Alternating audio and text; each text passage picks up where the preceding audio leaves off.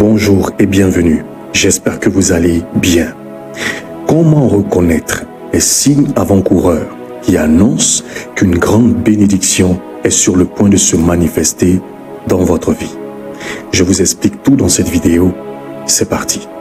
Le premier indice, c'est lorsque certaines personnes quittent votre vie. Que ce soit par trahison, par des querelles, ou parce que vous n'avez plus la même vision des choses, comprenez que ce n'est pas toujours une perte. Dieu permet la séparation avec certaines personnes parce qu'il a l'intention de nous visiter. En fait, il le fait pour notre propre sécurité, pour notre bien-être. La séparation avec certaines personnes est un signe que vous êtes en train d'entamer une nouvelle saison, une nouvelle étape de votre vie. Prenons le cas d'Abraham et de Lot, son neveu.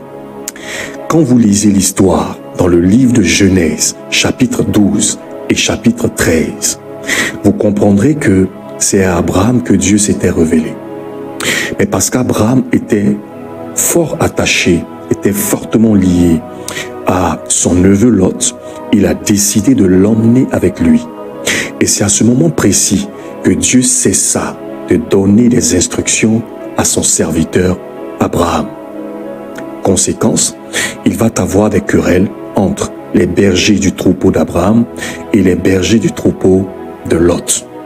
Lisons rapidement Genèse chapitre 13, versets 7 à 9 et le verset 14 à 15. Il y eut querelle entre les bergers des troupeaux d'Abraham et les bergers des troupeaux de Lot. Les Cananéens et les Phérésiens habitaient alors dans le pays. Verset 8. Abraham dit à Lot, qu'il n'y ait point, je te prie, de dispute entre moi et toi, ni entre mes bergers et tes bergers, car nous sommes frères. Verset 9. Tout le pays n'est-il pas devant toi? Sépare-toi donc de moi. Si tu vas à gauche, j'irai à droite. Si tu vas à droite, j'irai à gauche. Versets 14 et 15.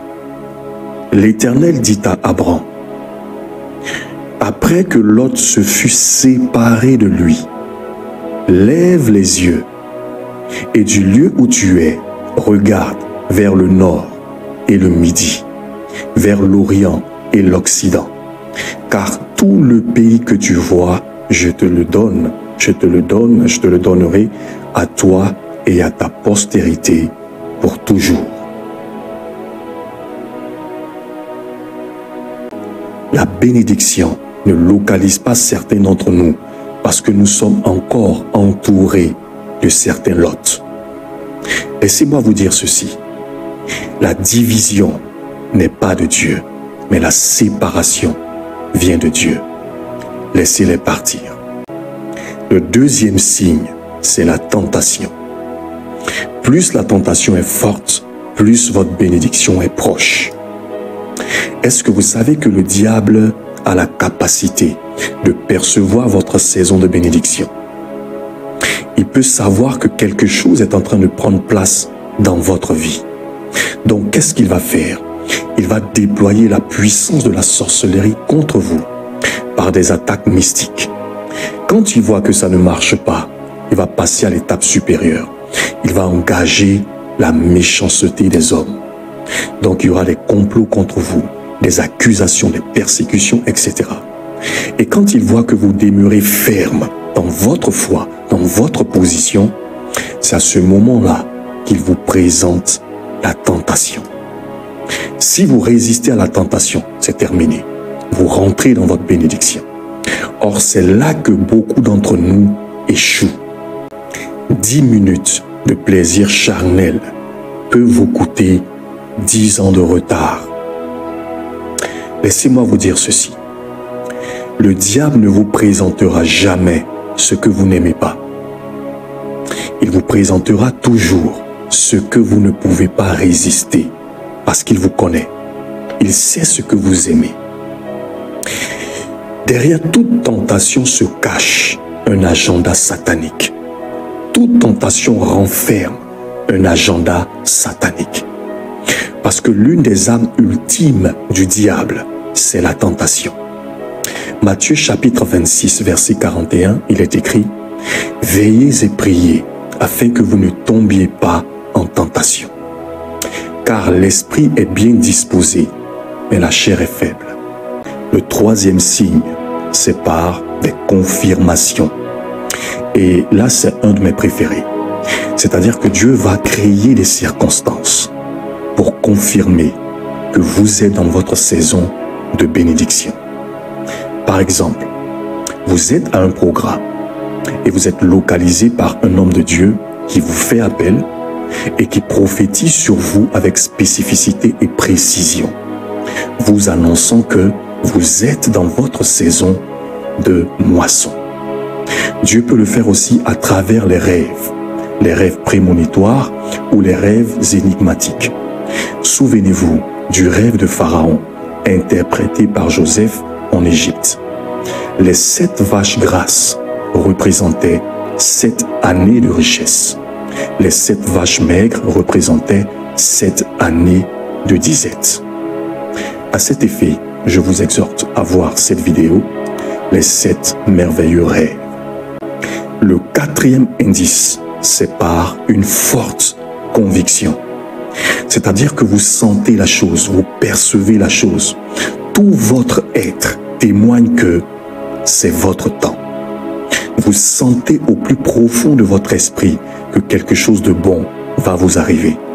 Vous êtes en paix avec vous-même par une sérénité intérieure. Et si vous vivez ce que je dis en ce moment, comprenez que votre bénédiction est à portée de main. Le 5e indice, c'est l'amplification ou l'intensification des challenges et des défis. Est-ce que vous savez que plus vos problèmes s'accroissent, plus vos difficultés s'accentuent et plus cela indique que votre bénédiction est proche? C'est exactement comme un film d'action. Plus le film tire à sa fin, plus les scènes d'action se multiplient. Souvenez-vous de cette tempête qui avait précédé la délivrance du fou de Gadara dans le livre de Matthieu chapitre 8, versets 24 à 34. Laissez-moi vous dire ceci. Toute grande bénédiction est précédée par de grandes difficultés. Alors ne vous découragez pas. Persévérez jusqu'à la fin dans la dignité. Le 6e signe, c'est lorsque vous sentez le besoin d'expansion, le besoin d'élargissement. Lorsque vous avez un profond désir d'accroissement, vous sentez le besoin de progresser. Et cela même si votre compte en banque est vide. Donc vous devez prier afin de recevoir la sagesse divine pour pouvoir créer les opportunités. On n'attend pas les opportunités, on les crée. Le 7e indice, très important, c'est lorsque vous êtes rejeté sans raison. Si vous vivez cela, si vous expérimentez cela, et je l'ai expérimenté, si Dieu le permet, c'est parce que Dieu est en train de préparer des bienfaiteurs providentiels qu'il va mettre sur votre chemin. Joseph le rejeté était la solution. Le rejet des hommes est souvent l'orientation divine. Parce que la pierre rejetée par ceux qui bâtissaient est devenue la principale de l'angle. Le 8e indice, c'est lorsque vous sentez le besoin de donner vos habits, de donner vos chaussures, de faire des offrandes, de payer la dîme, de faire vos aumônes, d'aider les pauvres. Lorsque votre cœur vous convainc, vous motive à le faire, en fait, c'est à cause de la bénédiction qui est proche. La seule chose que vous avez à faire dans cette circonstance, c'est l'obéissance. Le 9e indice risque de vous choquer. Il s'agit de provoquer sa bénédiction. La bénédiction ne s'attend pas, elle se provoque. Lorsque vous sentez que vous êtes dans une bonne saison, une saison qui vous est favorable, faites des sacrifices. Faire des sacrifices provoque la bénédiction. Parce qu'il y a trois choses que le monde spirituel reconnaît. Il y a l'adoration, il y a le sacrifice et l'invocation. Voici les trois choses que le monde spirituel reconnaît. N'attendez pas votre bénédiction. Lorsque vous sentez que vous êtes dans une bonne saison, provoquez votre bénédiction par des sacrifices. Et le 10e signe, c'est par des circonstances imprévues. Des circonstances que vous n'avez pas prévues. Job chapitre 33, versets 14 à 15, il est écrit « Dieu parle tantôt d'une manière, tantôt d'une autre, et l'on n'y prend point garde. » Est-ce que vous savez que un ange peut vous visiter sous la forme d'un fou qui vous demande à manger et des vêtements, juste parce que c'est votre saison de bénédiction?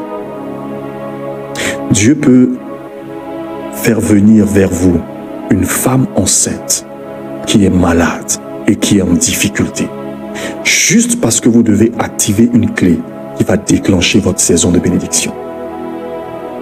C'est pourquoi le discernement est très important. Lorsque vous vous retrouvez dans certaines circonstances que vous n'avez pas prévues, ayez le discernement et faites ce qui est bon. Ne résistez pas. Sur ce, que Dieu vous bénisse. Merci pour la qualité de votre écoute. Shalom. À bientôt.